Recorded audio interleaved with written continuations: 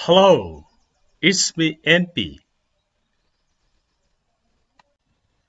Welcome to the Best Preparation, a big platform for learning English language.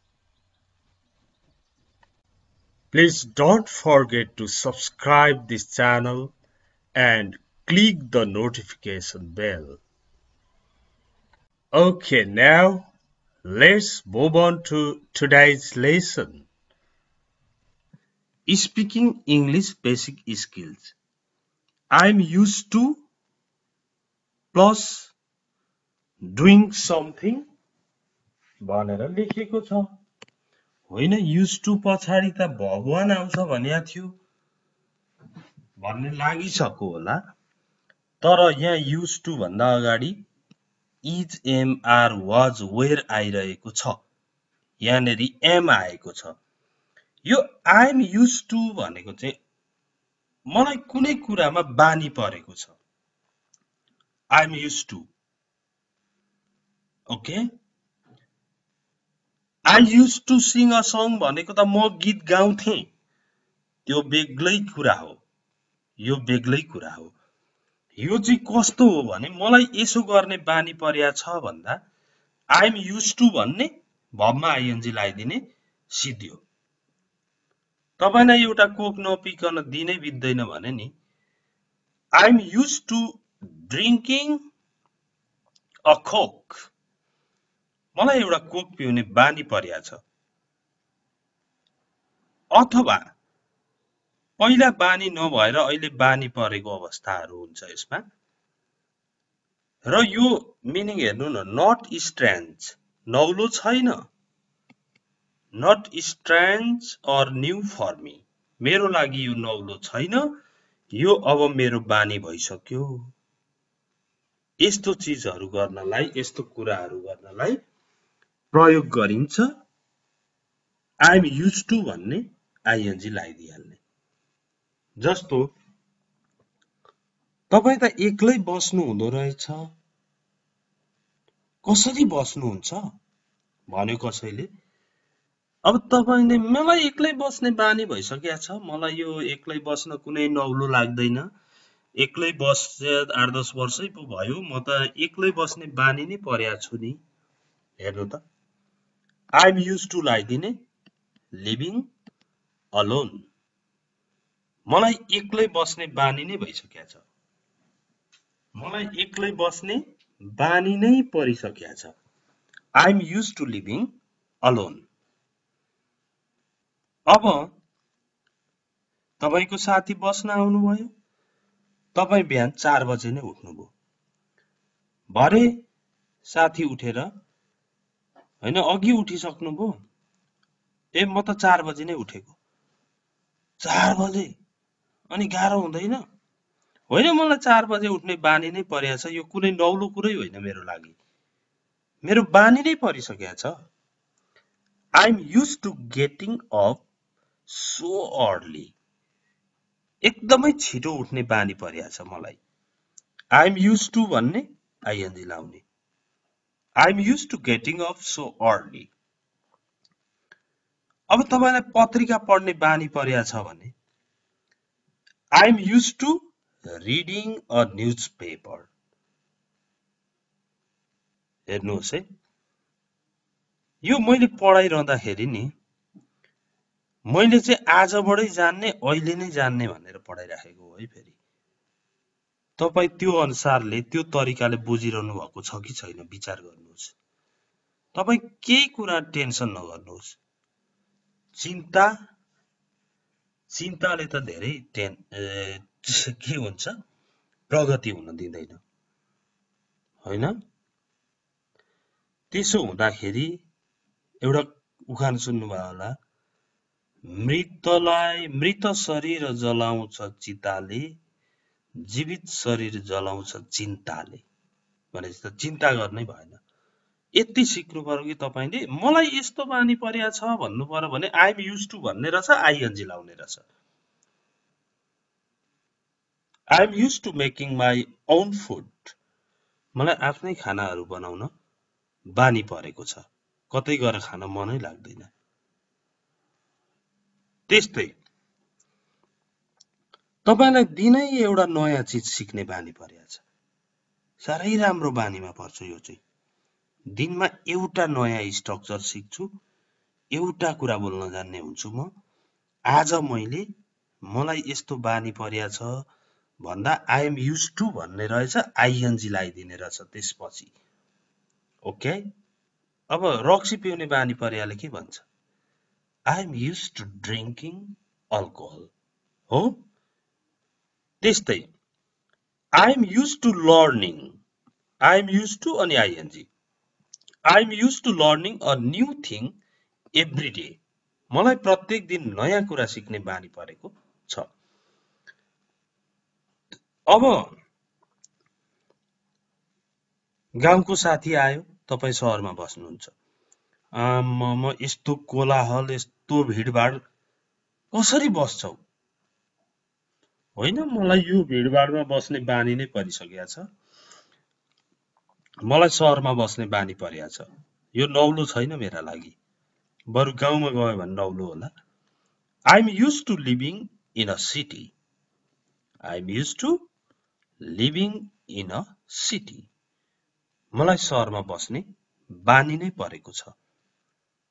यो कुरा बुझ्नु भयो भएन, फेरि रिपिट गरेर पनि हेर्नुहोस्, एउटा कामको समाधान हुन्छ आजदेखि।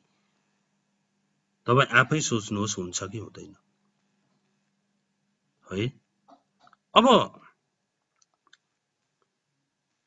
अनलाइन च्याटिङ गर्ने तपाईँको बानी परेको छ भने I am use to chatting online. फोनमा कुरा गर्ने बानी परेको छ भने I am use to talking on the phone. Okay, not new, नयाँ छैन।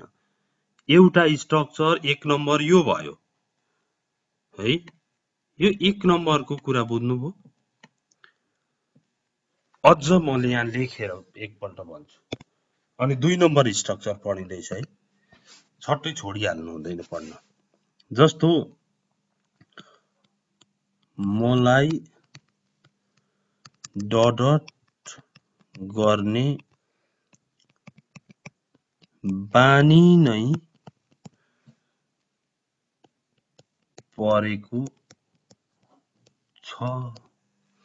मलाई डट गर्ने बानी नै परेको छ भन्दाखेरि के भन्न खोजेको भन्दा मेरो बीबीसी न्यूज सुन्ने बानी नै परेको छ अरे। ल, मलाई बीबीसी न्यूज सुन्ने बानी नै परेको छ।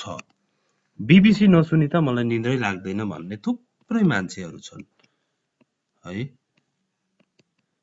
अब मलाई बीबीसी सुन्ने बानी नै परेको छ भनेर भन्नु पर्यो अंग्रेजीमा भने आई एम युज टु भन्दिने, पहिला आँखा चिम्लेर आई एम युज टु भन्दिने, अनि आइएनजी लाग्छ भनेपछि लिसनिङ भइहाल्यो। I am use to listening भइहाल्यो टु द बीबीसी न्यूज। मिलो त, I am use to listening to the BBC news. मलाई बीबीसी समाचार सुन्ने बानी नै परेको छ। नम्बर 2, कलर पनि चेन्ज गर्नु। अब हेर्नु त, मलाई साथीहरूसँग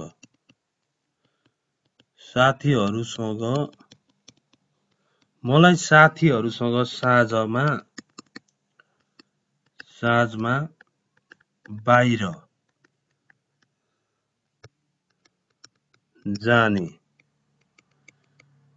बानी नै परेको छ।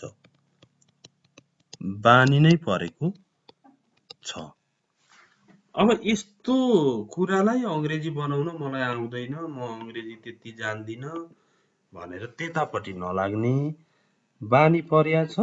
ल, आई एम युज टु हुन्छ सिधै, आई एम युज टु भइहाल्यो, अनि बाहिर जाने भनेपछि आइएनजी लाउनु पर्यो, गोइङ भइहाल्यो। I am use to going out in the evening. I'm used to going out in the evening with my friends. I'm used to going out with my friends in the evening. भने पनि भयो.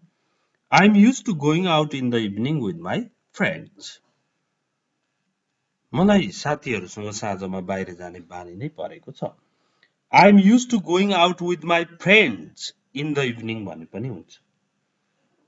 Okay, अब त बुझ्नु भयो. यो एउटा बुझ्यो. अर्को यति राम्रो छ यो लेसन, छुट्नेहरूले त हेर्नु पर्यो. यो त युनिट 18 हो. यहाँ भन्दा अगाडि 17 वटा युनिट आइसकेको छ. I'm used to something. कुनै कुरामा बानी पर्छ नि, जस्तो यो भिडभाडमा त बानी परिसक्यो मलाई भन्छ. मलाई यो नेपाली खाना बानी भइसक्यो भन्छन्.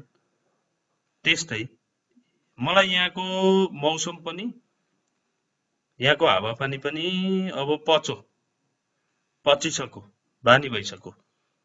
नट स्ट्रेन्ज, नयाँ छैन, नट न्यू फर मी.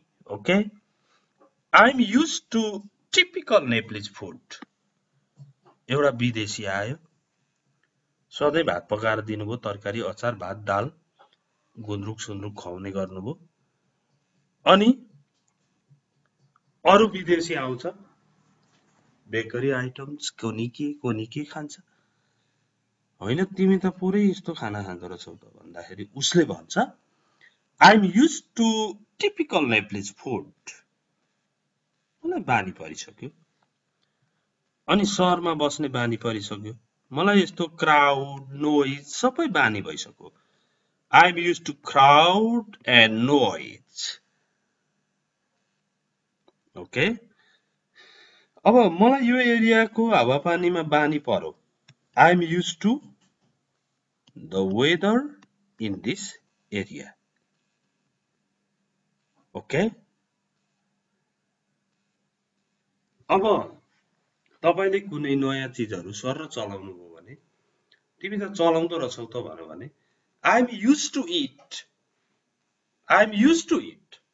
म यो फ्यामिलियर भइसके, used to भइसक्यो, used to भइसक्यो. Third, be used to plus before. धेरै आई को कुरा हुने भएकोले मैले I'm used to गराएको हो, तर be plus used to plus before हो. be भनेको is, am, are, was, were हो, used to भयो, बिफोर भयो. उसको एक्लै बस्ने बानी भइसकेको छ. He is used to living alone. ऊ एक्लै बस्ने बानी परिसकेको छ. They are used to doing social works. तिनीहरूको सामाजिक कामहरू गर्ने बानी परेका छन्, बानी भइसकेका छ. I'm used to writing a status. तपाईँ अब फेसबुकमा तपाईँ स्ट्याटस लेखिरहने, अब नलेख्नेलाई त कसरी लेख्ने होला, के लेख्ने होला हुन्छ नि त. त्यस बेला युज टु भन्न मिल्दैन. जब लेख्न थालिन्छ स्ट्याटस, यताउता लाइक साइक पनि आउँछ, कमेन्टहरू आउँछ, अनि युज टु हुन्छ बिस्तारै, त्यस बेला भन्न सकिन्छ I'm used to writing a status. Okay, what's in your mind भनिराखेको हुन्छ फेसबुकमा, यस्तो छ भनिदियो, लेखिदिइहाल्यो. He is used to driving on the left. अब युकेतिर लेफ्टमा गाडी चढाउँदा he has been living in the UK for 10 years and now he is used to driving on the left. उसलाई लेफ्टमा गाडी चलाउने बानी परेको छ. अब यहाँ आयो युके बसेको मान्छे, लेफ्टतिर चलाएछ अरे. ओके, अनि चाहिँ उसले, अर्को साथीले भन्दै he was used to driving on the left. उनलाई लेफ्टमा गाडी चलाउने बानी परेको थियो पहिला। तिनीहरू पहिला सामाजिक काम गर्ने बानी परेका थिए, त्यही झलझलको आएको हो। They were used to doing social works. यसरी युज्ड टुको प्रयोग हुन्छ। बी प्लस युज्ड टु हो यो। तर अहिले पनि तपाईलाई के बिग्रे जस्तो, के चाहिँ अप्ठ्यारो भए जस्तो लागिरहेछ, त्यो लाग्नुको कारण यहाँ छ। हेर्नुहोस्, तपाईले पहिला यो पढ्नुभएको थियो नि त। के पढ्नुभएको थियो भन्दाखेरि पहिला त सब्जेक्ट पछाडि यो चाहिँ जस्तो subject plus use to plus verb one, यो अर्कै कुरा हो नि। You did repeatedly, you did something repeatedly in the past. विगतमा तपाईले बारम्बार गरिरहेको कामहरुलाई पो लागेको हो। यो भनेको चाहिँ यसो गर्ने गर्दथ्यो, यो अर्कै कुरा हो। किनभने सब्जेक्ट पछाडि सिधै युज टु छ, इजेमार वाज वेयर छैन। यसो गर्ने गर्दथ्यो भन्ने खालको हो यो चाहिँ। तपाईले म गुच्चा खेल्थे भन्दाखेरि नि I use to play marbles, यो त म गुच्चा खेल्थे। सरी